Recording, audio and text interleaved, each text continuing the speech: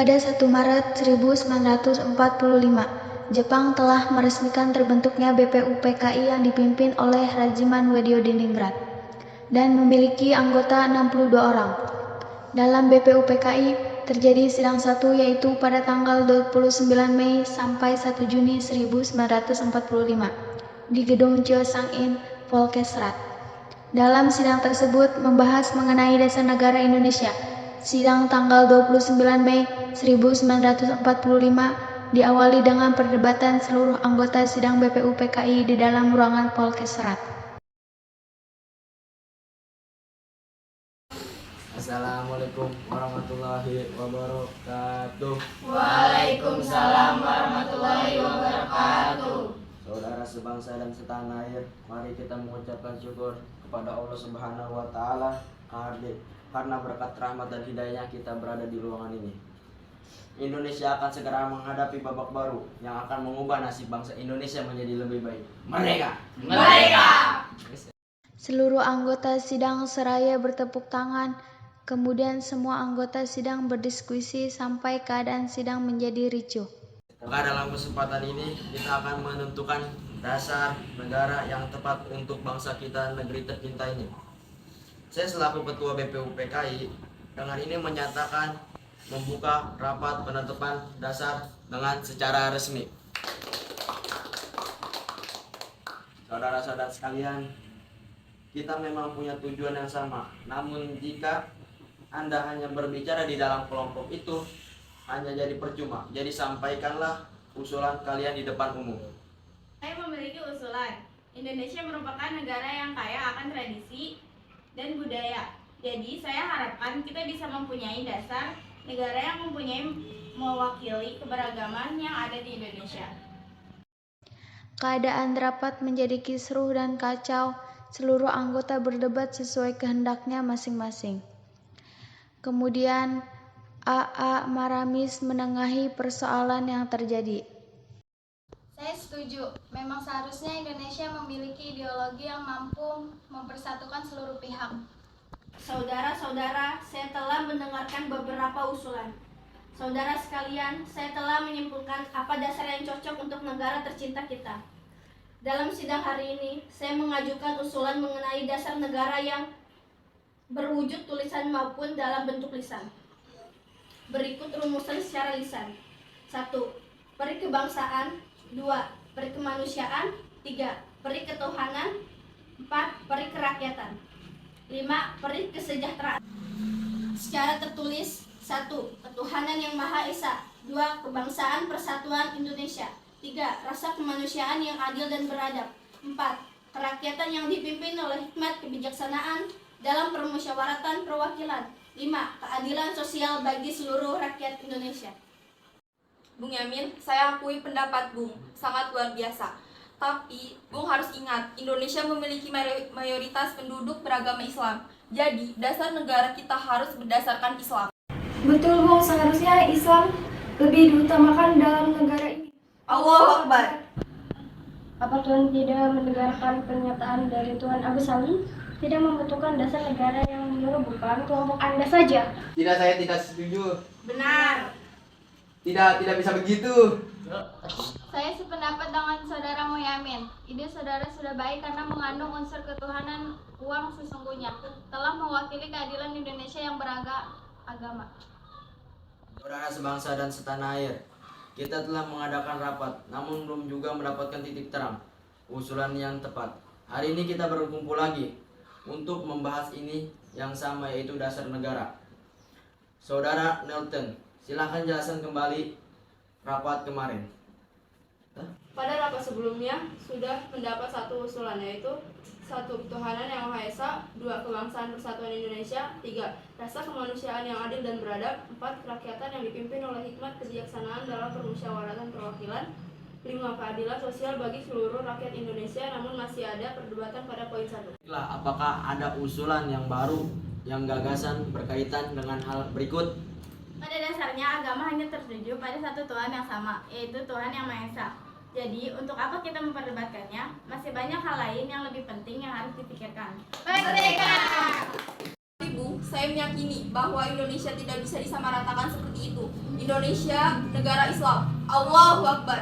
Seperti itu, kenapa Bung tidak membuat rapat dalam forum Bung sendiri dengan anggota Bung? Kami di sini rapat berdasarkan musyawarah. Apabila Bung tidak bisa menahan ego kelompok, Bung silakan pintu keluarnya sebelah sana.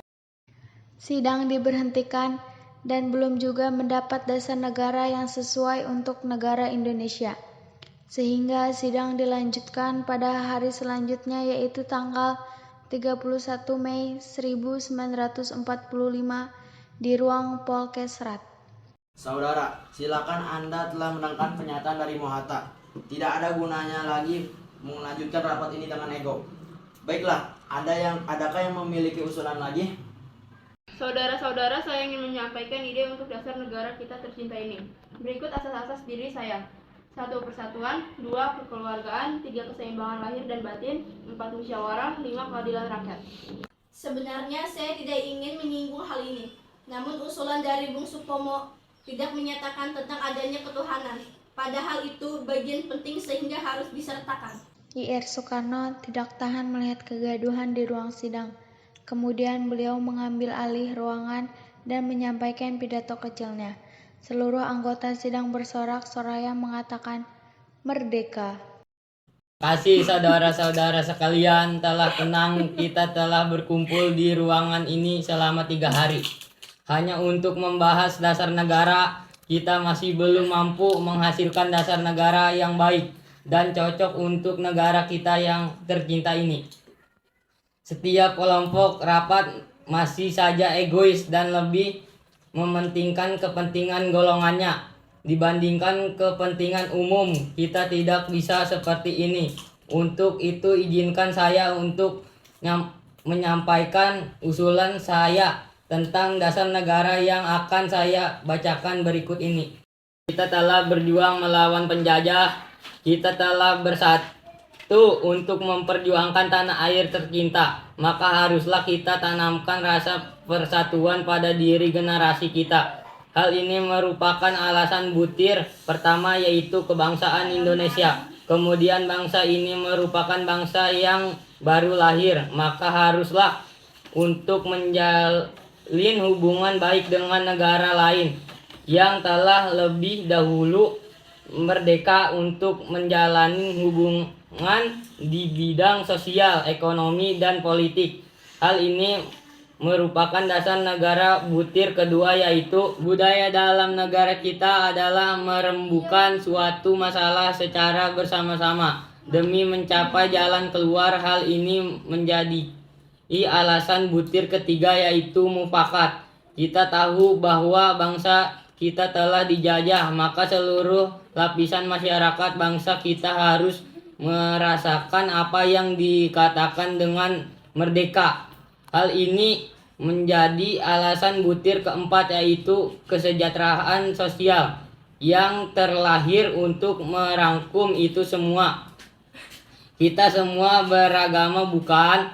Maka kita harus memiliki pedoman, yaitu Tuhan, namun bukan Tuhan dalam agama Islam saja, melainkan mencangkup seluruh agama yang ada di Indonesia, yaitu ketuhanan yang Maha Esa. Demikian usulan dasar negara dari saya, semoga dapat mewakili pendapat saudara-saudara sekalian. Merdeka, merdeka! Sidang BPUPKI berlanjut pada tanggal 1 Juni 1945. Sidang BPUPKI tanggal 10 Juli 1945 sampai 17/1945. Setelah dibuka oleh Ketua Dr. Rajiman Wediodiningrat, dilanjutkan penambahan anggota baru, yaitu Abdul Fattah Hasan, Asikin Nata Negara, Suryo Hamidijojo, Muhammad Noor, Besar Abdul Kafar.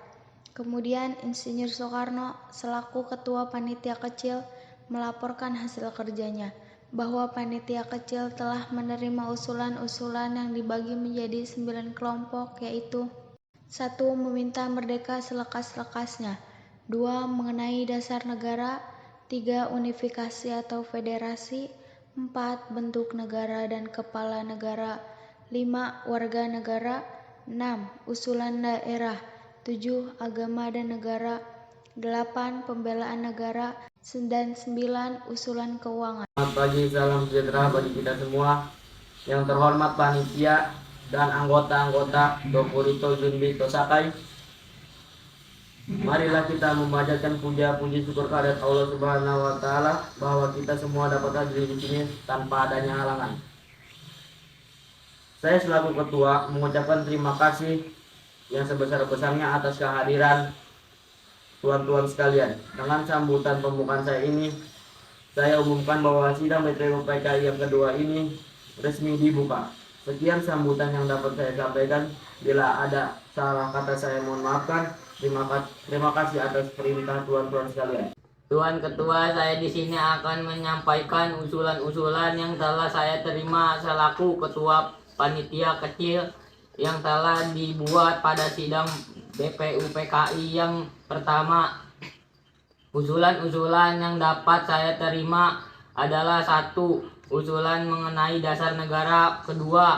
Mengenai unifikasi atau federasi, 3. Tentang keuangan, 4. Tentang agama dan negara, 5. Tentang pembelaan negara, 6. Tentang warga negara, 7. Tentang untuk negara dan kepala negara, 8. Tentang daerah dan yang ke-9 adalah meminta merdeka sekeras-kerasnya.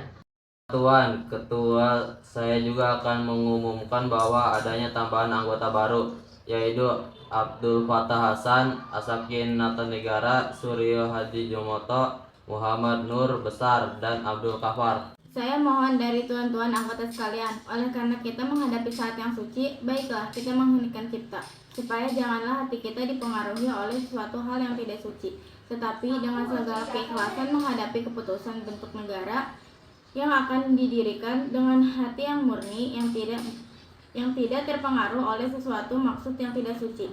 Oleh karena itu, saya mohon kepada Paduka, tuan-tuan sekalian, sukalah tuan-tuan berdiri di hadapan hadirat Allah Subhanahu wa taala untuk meminta doa.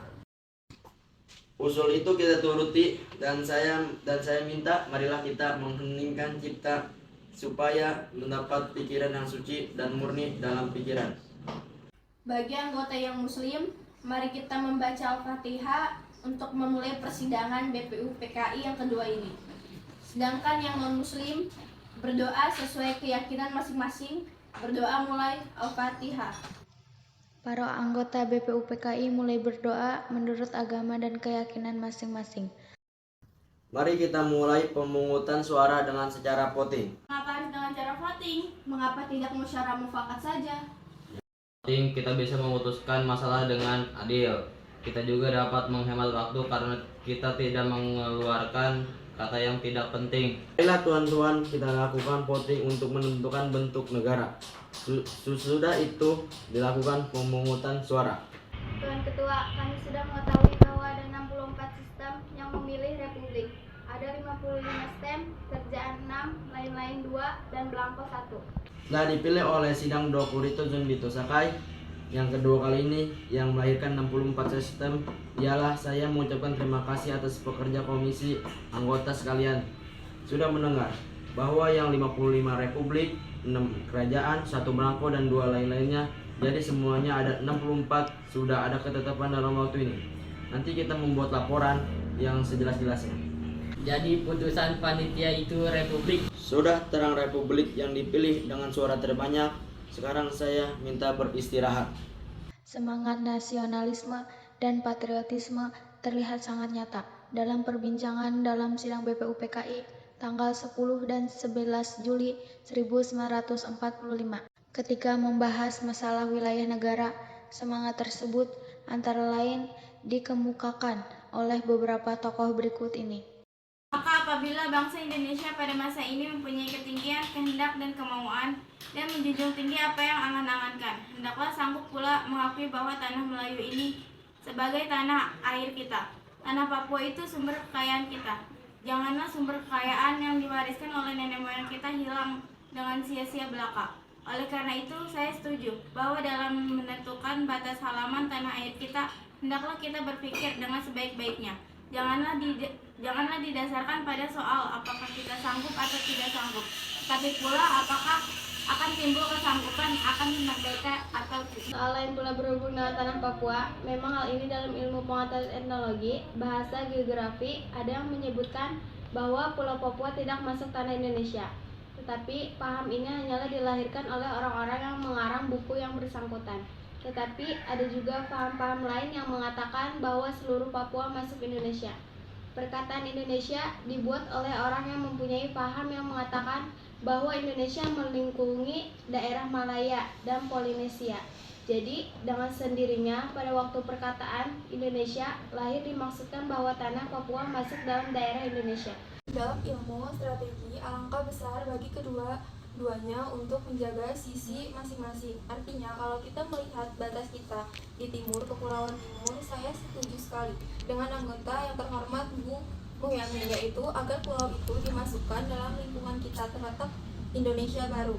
Begitu pula Borneo Utara, di mana terletak Sarawak dan juga negara Papua, bukanlah kita meminta, tetapi hal itu beralasan kebangsaan. Kalau peperangan sudah berakhir dan kemenangan akhir telah tercapai, kita dapat melengkapkan aturan-aturan itu menjadi aturan-aturan yang sesuai dengan keadaan zaman pada waktu itu. Dengan permintaan Indonesia merdeka ialah seluas Indonesia sampai Belanda dahulu. Jika kalau kemenangan akhir tercapai dan ada permintaan yang nyata dari Malaysia Selatan, Borneo Utara, bahwa rakyat di situ merasa juga ingin masuk dalam lingkungan kita. Dengan senang hati mereka akan kita terima sebagai bangsa kita di dalam Indonesia merdeka. Bagaimana jikalau kita menambah Malay?